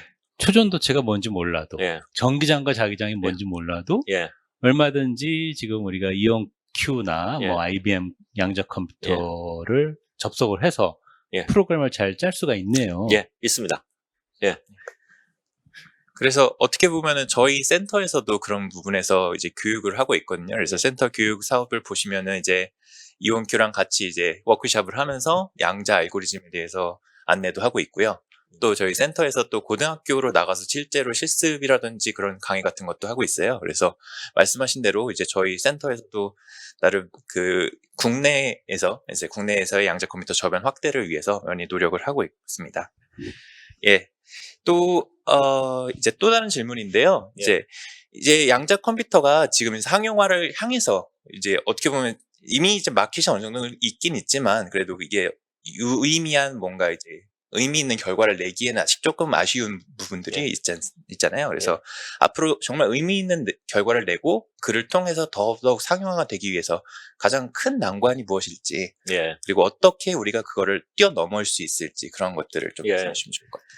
예. 제가 보기에는 이제 사실 아까 말씀드렸듯이 선순환, 투자의 선순환이 일어나려면, 처음에 투자가 이루어져가지고 기술이 어느 정도 개발이 됐을 때, 그렇게 개발된 기술이 뭔가 새로운 가치를 창출을 할 수가 있어야 돼요. 이제 그렇게 되면 그게 아무리 작은 니시, 아무리 작은 굉장히 특정된 어플리케이션을 하더라도 그게 일단 뭔가 가치 창출할 게 되면 그거를 바탕으로 해서 재투자가 이루어지고 그러면서 이제 컴퓨터의 성능이 더 좋아지고 가격이 더 떨어지면은 더 많은 애플리케이션 늘어날 수 있고 이제 그런 식의 이제 선순환으로 들어가야 되는데 양자 컴퓨터는 지금은 이 투자는 굉장히 많이 활발하게 지금 초기 투자는 이루어지고 있다고 생각합니다. 이제 그게 이제 정부에서 연구비를 투자하는 차원을 넘어서 이제 상용화를 하기 위해서 실제로 민간 측에서 투자를 하는 게 이제 불이 붙었기 때문에 이제 첫 번째 난관은 그런 면에서는 이제 첫 번째 스텝은 이제 통과를 한 거고 이제 그 다음에 문제는 지금 투자되는 이 많은 노력이 실제로 이 쓸모 있는 애플리케이션으로 하나라도 갈 수 있는 전초가 마련되느냐. 그게 마련이 되면 제가 보기엔 이제 선순환으로 갈 수 있는 기반이 된다고 생각하고 그게 제가 보기엔 앞으로 가장 큰 난관이에요. 그러기 위해서는 일단 저희처럼 이 하드웨어를 연구하는 분들은 퀀텀 컴퓨터의 퍼포먼스를 빨리빨리 높여서 고전 컴퓨터가 제공하는 연산 기능을 능가를 해야 됩니다. 그렇게 능가를 해야 되는데 그게 보면은 고전 컴퓨터는 70년 동안 수도 없이 많은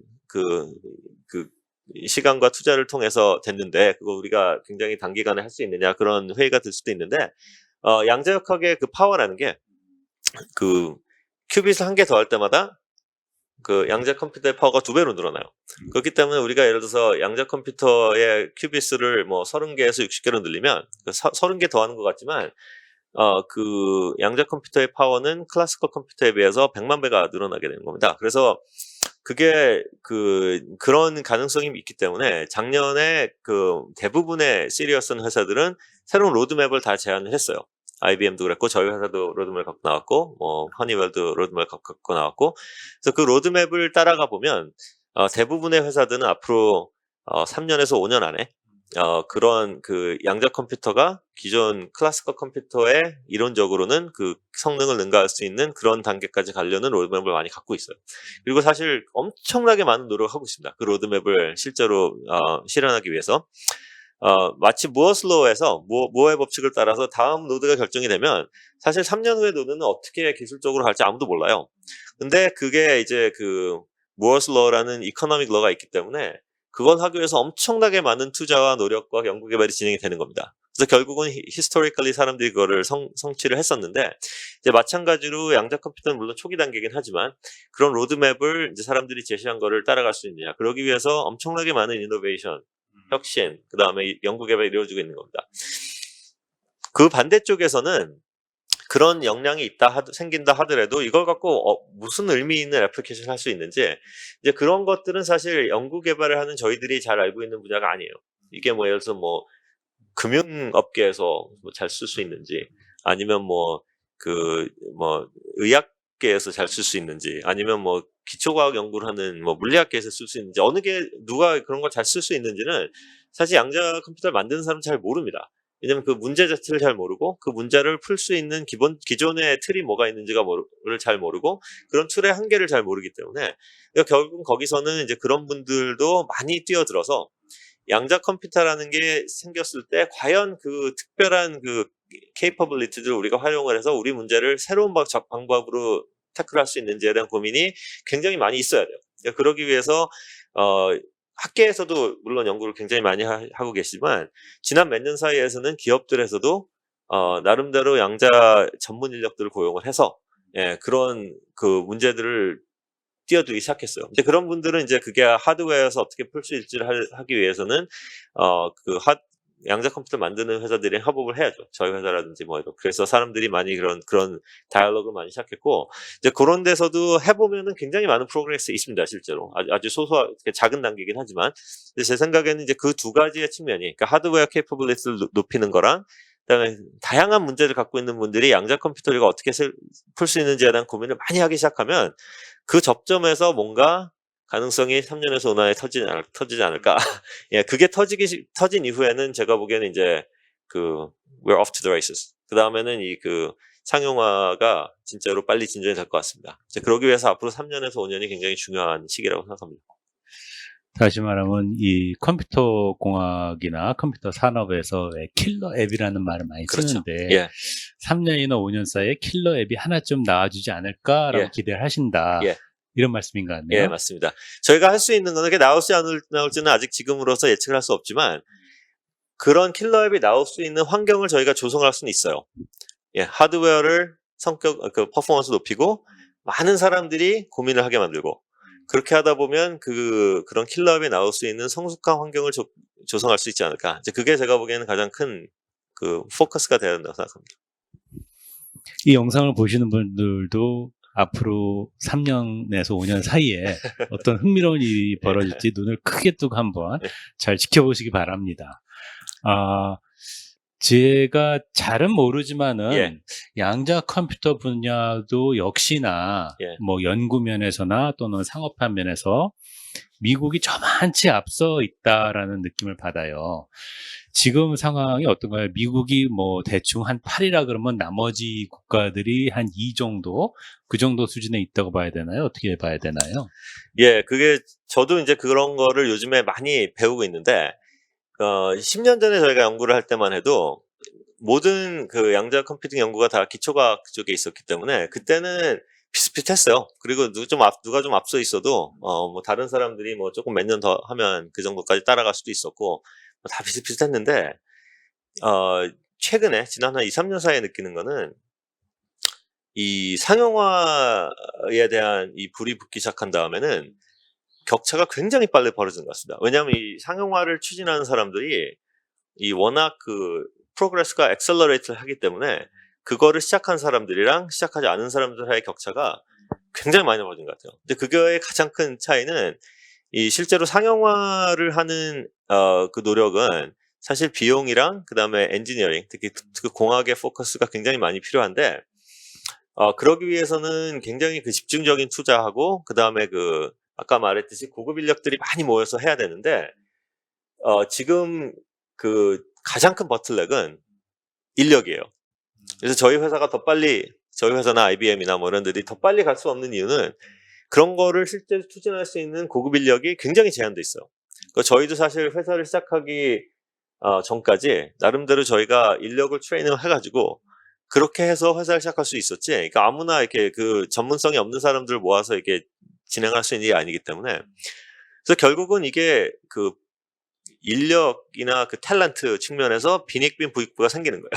그래서 뭐 어떤 회사가 자금을 많이 확보를 해서 예를 들어서 수천억 원의 자금을 확보를 해가지고 인력을 확보를 해서 프로그레스를 막 푸시를 하기 시작하면은 걔네들이 굉장히 앞서가는 대신에 나머지 사람들은 그거를 따라갈 수 있는 투자 규모랑 인력이 없기 때문에 쫓아갈 수가 없는 거예요. 이게 갭이 점점 커지는 거더라고요. 그래서 저도 사실 회사를 처음 시작할 때는 이거 회사 시작하기 시기상조라고 생각을 해서 굉장히 할까 말까 고민을 많이 하다가 그래도 일단 시작하고 보자를 시작했는데 저희가 2, 3년만 늦게 했어도 지금처럼 이렇게 경쟁력 있게 추진을 하기가 어려웠을 것 같다는 생각이 들더라고요. 근데 그런 면에서 이게 상용화, 특히 프라이빗 섹터 인베스트먼트가 많이 들어오기 시작하면서는 갭이 점점 커지는 것 같습니다.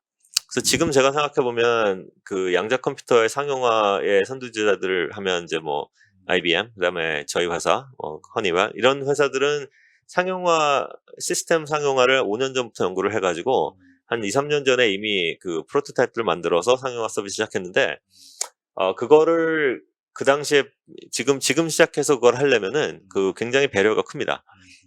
일단 인력 확보가 어렵고 만약에 예를 들어서 지금 우리가 뭐 연구 개발을 하는데 뭐 구글 같은 큰 회사가 있고 그다음에 내가 스타트업을 했다. 그러면은 고급 인력들을 유치하기가 쉽지 않거든요. 이제 그렇게 되면 고급 인력을 많이 뺏기면 격차는 점점 더 커지는 거예요.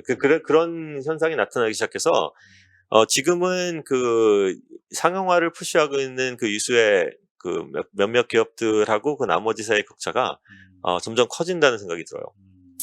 그 엑셀러레이트도 하는 것도 있지만 이 인력의 집중에 따라서 이제 그런 면에서 이제 국내에서도 하드웨어 연구는 제가 보기에는 꾸준히 해야 될 것 같습니다. 그리고 그건 시간이 걸리고 그러기 위해 또 국내에서 트레인한 그 우수 인력들이 해외 같은 데로 빨리 빠져나가는 걸 막기 위해서는 국내에서도 그 연구진에 대한 처우 같은 것도 좀 생각을 많이 해야 될 것 같고, 그 다음에 이제 애플리케이션, 아까 말씀드린 그 애플리케이션이나 소프트웨어나 알고리즘 쪽은, 배리어가 상대적으로 낮아요.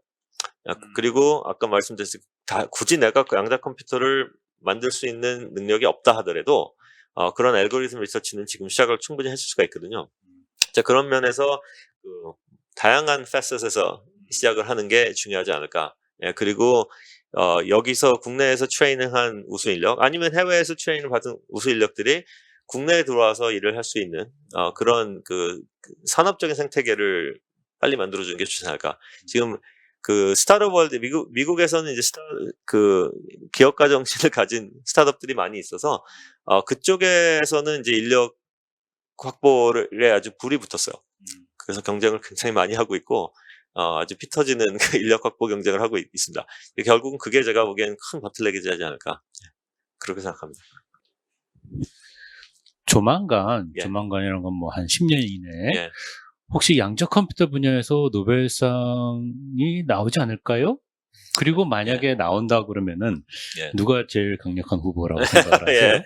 글쎄요. 그거는 지금 알 수는 없는데, 제가 보기에 이제 그 노벨상을 받는 그 크라이테리아가 두 가지가 있어요. 하나는 아주 펀더멘탈한 그 과학적인 기여를 하거나, 예를 들어서 뭐 히그스 보선을 발견했다든지, 뭐 중력파를 발견했다든지, 뭐 이런 식의 기초과학의 브레이크스루, 그런 거를 통해서 노벨상을 받으신 분들이 있고, 또 하나는 이제 물리학 쪽에서는 기술을 통해서 인류의 그 기술에 기여한 분들, 예를 들어서 뭐 트랜지스터를 발명을 했다든지, 아니면 뭐 집적회로 기술을 개발했다든지, 뭐 광섬유를 개발했다든지, 뭐 CCD, 우리 요즘에 그 핸드폰에 들어가는 그 디지털 광 센서를 개발했다든지, 이런 분들이 노벨상을 받거든요.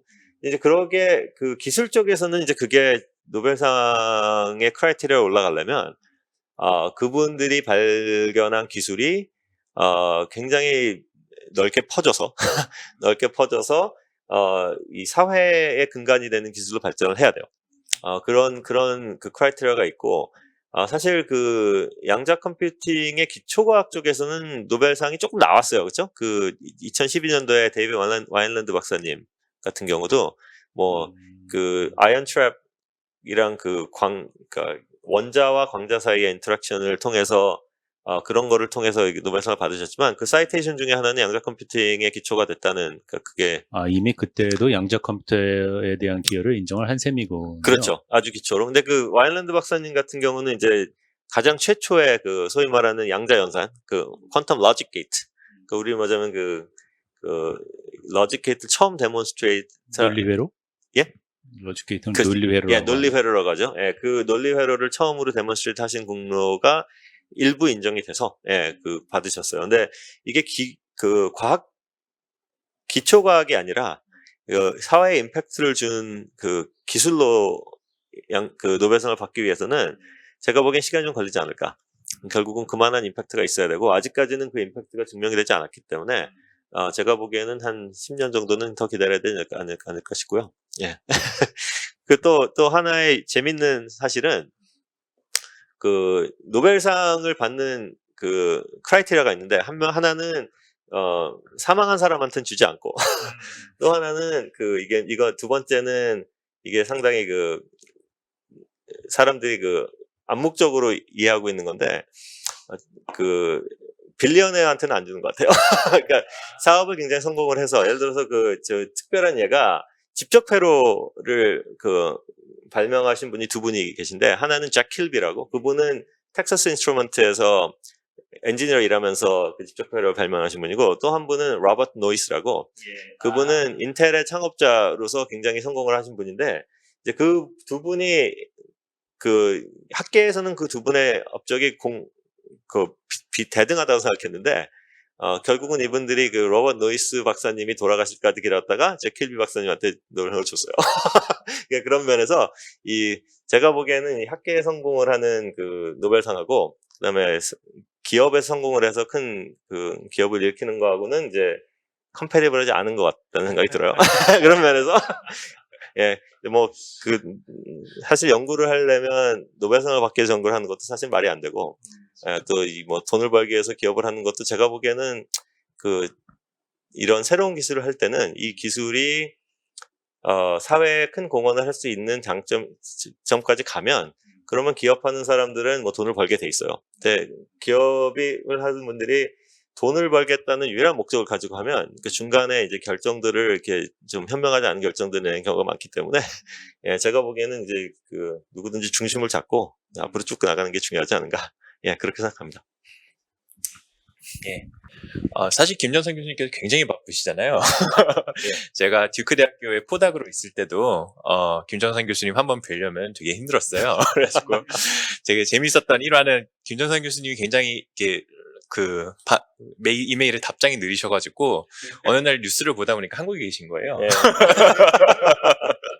그리고 미팅 같은 것도 못하고 그랬던 기억도 있는데, 이제 굉장히 예전부터 이제 꾸준히 한국을 바쁜 일정 와중에서도 방문을 해주셨어요. 그래서 한국에서 혹시 뭐 이제 방문을 여러 가지 사유로 하시는데, 이제 사업 계획이나 뭐 또 교류 계획 같은 게 이제 어떤 것들이 있는지 알려주시면 좋을 것 같습니다. 예, 제가 뭐 한국 학계학은 아주 옛날부터 꾸준히 교류도 많이 해왔고, 뭐 김준기 교수님처럼 이렇게 한국에서 우수한 학생들이 저희 그룹에 와서 같이 일을 많이 하기도 했고, 뭐 그런 것들은 꾸준히 진행을 하고 있었고요. 사실 저는 아주 옛날부터 이제 국내에서도 양자 쪽에 이렇게 투자를 좀 하고, 투자라는 건 이제 초창기에 인력을 좀 우수 인재를 확보를 해서 이런 연구를 했으면 좋겠다는 생각이 많이 들어서, 제가 한 10년쯤 전에 2011년도에 제가 처음으로 미국에서 사바티카를 받아가지고, 이제 그때 여름에 한 달 반 정도 카이스트에 있으면서 양자 컴퓨터 강의를 한 적이 있었습니다. 여름 학기로. 그때 학교랑 연구기관 같은 데들을 많이 돌아다니면서, 이렇게 이 분야가 커질 것 같으니까 이쪽에 좀 인력 확보를 해서 좀 조기에 투자를 했으면 좋겠다는 의견을 많이 피력을 했었는데, 그때만 해도 뭐 저도 이 분야가 많이 비지블하지 않았었고, 또 저도 뭐 이제 막 조교수 딱지 뗀 굉장히 초창기에 초짜 교수라서, 뭐 그때 한국에서 그런 분들을 컨빈스하기가 쉽지가 않았더라고요. 근데 그 이후로도 결국 국내에서 컴패리티브하게 양자 컴퓨팅이나 양자 정보 쪽 연구를 하기 위해서는 제가 보기엔 인력 확보, 인력 양성이 제일 중요한 것 같아요.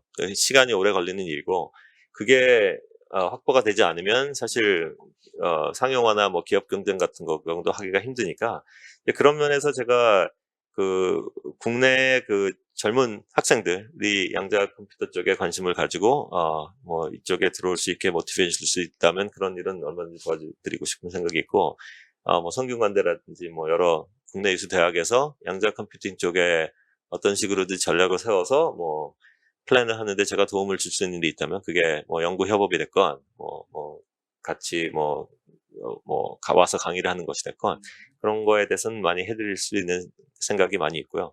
그다음에 이제 마지막으로는 이제 최근에 좀 들어오기 시작한 거는 이제 회사 상용화가 되다 보니까, 아까 말씀드렸지만 제 개인적으로는 이제 저희 회사도 이제 사업을 해야 되니까 뭐 그런 기회들을 보기 위해서 나오는 것도 있는데, 아까 학계에 10년 전에 제가 말씀드렸듯이 이게 안 보이더라도 미리 투자를 해야 된다. 왜냐하면 이미 보이기 시작했을 때는 남들은 모멘텀이 많이 실린 거기 때문에 조금 리스크가 있더라도 초기에 투자를 해서 남들보다 앞서가는 투자를 해야 이게 커졌을 때 컴패티티브해지거든요.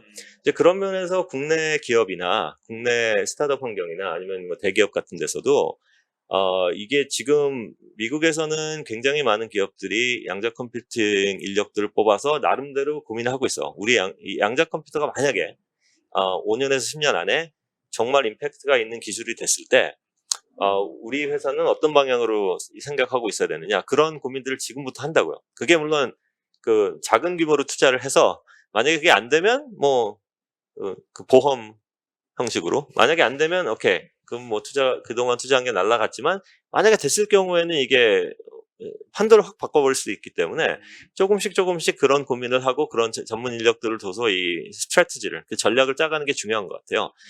이제 그렇게 하지 않으면 양자 컴퓨터의 시대가 만약에 뭐 확 도래를 했을 때 준비가 안 돼 있는 기업들은 컴페티티브하게 질 수가 있거든요. 이제 그런 면에서 국내 회사들이나 아니면 뭐 연구기관들 그런 데서 10년 전에 내가 학계에다가 와서 했듯이 조금씩 생각을 미리미리 생각하셔서 투자를 하시고 고민을 하시는 게 중요한 것 같다. 이제 그러기 위해서 제가 도와드릴 수 있는 일이나 저희 회사가 도와드릴 수 있는 일이 있으면 같이 고민을 해보는 게 좋지 않을까. 예, 그런 생각이 있어서 올해하고 내년에는 이제 오면은 그 기업 계신 분들 좀 많이 만나보고 그분들이 뭐 지금은 전문 인력이 많이 없으시지만 어떤 식으로 이 방향을 좀 찾아서 그런 자료를 수집을 하고 전략을 짜야 되는지에 대한 도움이 필요하시면 그런 면에서 제가 좀 같이 협의를 하고 같이 일을 해볼 수 있는 그런 기회를 마련을 많이 해보고자 합니다. 예, 어떻게 보면 지금 답변을 많이 해주신 부분인데, 이제 한국이 아직 그 양자 컴퓨터 분야에서 보면은 사실 이제 빠르게 따라가려고는 하지만 이제 쫓아가고 있는 입장이잖아요. 그래서 앞으로는 이제 양자 컴퓨터 분야에서 두각을 나타내기 위해서 많은 노력이 있을 텐데, 이제 학계와 산업계, 정부의 역할이 각각 다를 것 같아요. 그래서 학계와 산업계는 사실 많이 말씀을 해주셨는데, 이제 정부의 역할도 포함해서 어떤 역할들이 있고 어떻게 팀업을 해야지 한국이 이제 빠르게 쫓아갈 수 있을지 혹은 두각을 나타낼 수 있을지 말씀해 주시면 좋을 것 같습니다. 예. 근데 이제 뭐 한국 다시 항상 이렇게 돌아가는 게 우리가 시계를 한 30년, 40년을 돌려보면 이런 과정이 있었어요. 한국에서 뭐 전자산업이 발달을 해서 지금 뭐 메모리 같은 거에 강국이 됐듯이 또 IT 강국이 됐고 그런 걸 생각해 보면 항상 우리가 뭐 앞서서 기술을 개발을 하지는 한 경우가 많진 않지만 일단 그 어퍼튜니티가 보였을 때는 한국 같은 경우는 정부하고 기업하고 학계들이 좀 이렇게 좋은 강력한 관계를 형성해가지고 빨리 투자를 잘해서 핵심적인 그 전략을 잘 짜서 이렇게 성공적으로 많이 했던 그 경험들이 많이 있다고 생각합니다. 이제 그런 면에서 지금 해야 될 일은 양자 쪽에서는 제가 10년 전부터 얘기했지만 인력 양성이 제일 중요해요. 그 새로운 분야에서는 이 인력이 딸리는데 경쟁이 붙으면 결국은 재원이나 그 고급 인력을 더 많이 확보한 사람들이 새로운 인력을 확충하는데도 훨씬 더 유리한 그 고지를 점할 수밖에 없거든요. 프로그레스도 많고 오퍼튜니티도 많고 그다음에 그로스가 훨씬 성장이 훨씬 빨리 될 거기 때문에 그런 오거니제이션들이 사람을 많이 데려가게 됐습니다. 그런 면에서 그리고 이제 인력 양성이라는 게 하루아침에 되는 게 아니기 때문에 우리 그 옛날에 그 10만 양병설 이런 얘기도 있었지만 그거는 정부가 장기적인 안목을 가지고 학계랑 많이 손을 잡아서 일을 좀 장기적인 안목으로 투자를 꾸준히 하는 게 중요합니다. 그게 뭐 물리 쪽이 됐건 공학 쪽이 됐건 컴퓨터 쪽이 됐건 제가 보기엔 다 해야 된다고 생각하는데 그리고 그러기 위해서는 이제 학교에 계신 교수님들도 이게 새로운 분야이기 때문에 많은 교수님들은 자기가 전공하셨던 분야가 아닐 수도 있어요. 그리고 사실 그걸 전공한 사람들 데려다가 교수를 시켜가지고 또 후진 양성하려면 시간이 또 그만큼 걸릴 수도 있고 그런 인력을 확보하는 것도 지금은 쉽지가 않고 그렇기 때문에 제 생각에는 이 학계에 계신 분들도 교수님들도 이게 새로운 분야인데 내가 어떻게 하면 이쪽에서 좀 그 후진들을 교육을 할 수 있을까 이런 생각을 많이 해주시는 게 중요할 것 같고 당신이 전공하신 분들이 아니더라도 그 다음에 학교에서 정부에서도 이제 그런 식의 그 트랜지션들을 좀 장려를 할 수 있어서 빨리빨리 인력 양성을 할 수 있는 그런 환경을 마련해주기 되게 중요할 것 같고 그 다음에 이 기초과학은 시간이 오래 걸립니다. 그리고 그거는 장기적으로 오랫동안 투자한 거 이외에는 답이 없어요. 숏컷이 없습니다. 지름길이 없는 길이기 때문에 그쪽에는 꾸준히 지금이라도 늦지 않았으니까 꾸준히 투자를 하는 게 굉장히 중요한 것 같고 그다음에 이제 그 산업계랑 정부가 할 수 있는 일은 아까 말씀드렸듯이 애플리케이션 스페이스라는 거는 사실 와이드 오픈이에요. 와이드 오픈이라는 게 내가 화공 기업이 됐건, 제약 기업이 됐건, 금융 기업이 됐건, 양자 컴퓨터를 써서, 남들보다 앞서갈 수 있는 기회가, 생길 수 있는 가능성은 얼마든지 있거든요. 이제 그런 거를 잘 하기 위해서는, 우리가 양자 컴퓨터를 가지고 있지 않다고 해서 양자 컴퓨팅을 사용한 연구를 할 수가 없는 게 아니에요. 마치 내가 항공기를 만들 수 없는 나라가 항공산업을 육성할 수 없는 게 아니듯이, 그렇잖아요. 어떻게 하면 그런 기업들이 새로운 컴퓨테이셔널 프레임워크를 가지고 경쟁력을 확보할 수 있을지에 대한 고민은 제가 보기엔 충분히 가능하다고 생각합니다. 이제 그러기 위해서는, 이 학계, 여기 성균관대학에 있는 센터처럼 이렇게 교육을 한다거나 아니면 그 센터를 통해서 학교를 통해서 그런 기술을 접할 수 있는 기회를 만들어 준다거나 이제 그런 식의 인프라스트럭처를 좀 깔아주는 게 중요합니다. 예를 들어서 항공 산업을 하는데 내가 비행기를 만들 줄 모르면 어떻게 하면 그런 항공기를 도입을 해서 그 대신에 그거를 오퍼레이션을 잘하는 데 이노베이션 할 수 있을지 이런 것들을 할 수 있는 것처럼 지금 우리가 국내에서 양자 컴퓨터를 만들 수 있는 역량이 없다고 해서 그 애플리케이션 스페이스에 손을 놓고 있으면 격차는 또 더 많이 벌어질 수가 있거든요. 이제 그런 면에서는 저희 회사라든지 다른 회사도 있겠지만 그런 데랑 좀 협력을 해서 정부가 그 양자 컴퓨팅의 애플리케이션을 민간 기업이 됐건 아니면 국책연구소가 됐건 학계가 됐건 그런 스티뮬레이트 할 수 있는 인프라스트럭처를 정부가 도움을 줘서 만들어주는 것도 제가 보기엔 큰 의미가 있는 행사라고 생각하고요.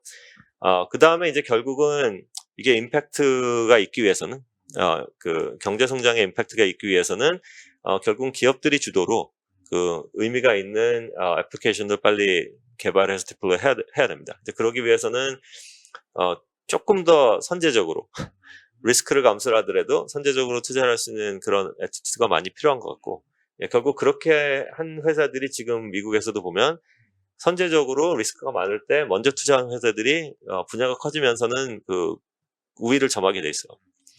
그런 면에서는 그 리스크도 관리를 하면 되는 거기 때문에 그런 식으로 기업들도 좀 선제적으로 움직일 수 있는 그런 자세를 가지는 게 중요하지 않을까 생각합니다.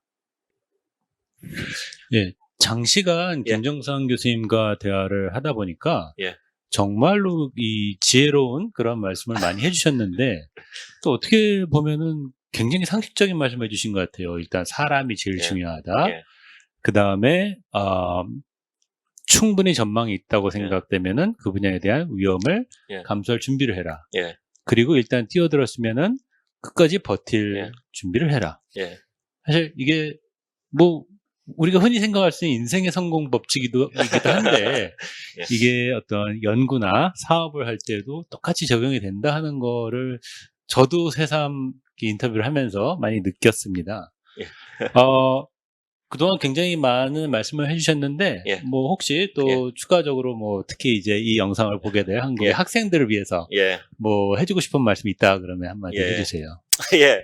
그러니까 지금 쭉 말씀드렸듯이 제가 보기에는 이렇게 좀 남들이 안 하는 거 사실 되게 불안할 수 있어요. 그리고 그 기성세대 부모님들이나 선생님들 같은 경우는 그 남들이 다 가는 안정된 길을 가라 이런 말씀을 많이 해주시는 것 같고 근데 결국 자기 인생은 자기가 사는 거고 제가 보기에는 리스크를 감수하지 않으면 큰 일을 하기가 쉽지 않은 것 같습니다. 그러니까 그런 면에서 물론 이게 사실 한국의 그 정부나 기업 쪽에서도 그 진취적인 생각을 가진 젊은 분들이 리스크를 감수하고 일을 했을 때 그런 것들에 대한 이제 그 충분한 이 성과가 보상이 될 수 있는 그런 시스템을 마련하는 게 되게 중요한데 그거를 떠나서 이게 좀 조금 리스키하더라도 자기가 뜻이 있고 해보겠다는 그 생각이 있으면 처음에는 고생이 좀 되더라도 그 길을 열심히 가보는 것도 좋지 않을까. 그리고 막상 가다 보면 길이 또 열리게 돼 있는 것 같아요. 저도 이제 회사를 처음 만들어가지고 여기까지 난관도 되게 많았고, 앞이 안 보일 때도 많았는데, 막상 하다 보면은, 부딪혀 보면, 거기까지 가보면, 앞 단계가 또 보이고, 또 길이 열리게 돼 있는 거니까, 좀 이렇게, 자기가 하고 싶은 일이 있으면, 좀 과감하게 뒤를 돌아보지 말고 좀 열심히 해보시고, 그러기 위해서는 이제 그 주변의 사람들이랑 같이 일하는 게 중요하니까, 그게 뭐 선생님이 됐건 동료가 됐건 후배들이 됐건 같이 일을 하면서 오픈된 마음으로 같이 문제를 해결하다 보면 이제 좋은 기회들이 오지 않을까, 이제 그런 생각을 가끔 합니다. 그런 것들 많이 시도를 해보셨으면 하는 생각입니다. 네, 오늘 장시간 말씀 감사하고요. 또 앞으로도 종종 한국 방문해서 예. 이렇게 젊은 사람들한테 좋은 역할 모델 예. 해주시면 좋겠습니다. 감사합니다. 예, 감사합니다. 감사합니다. 감사합니다.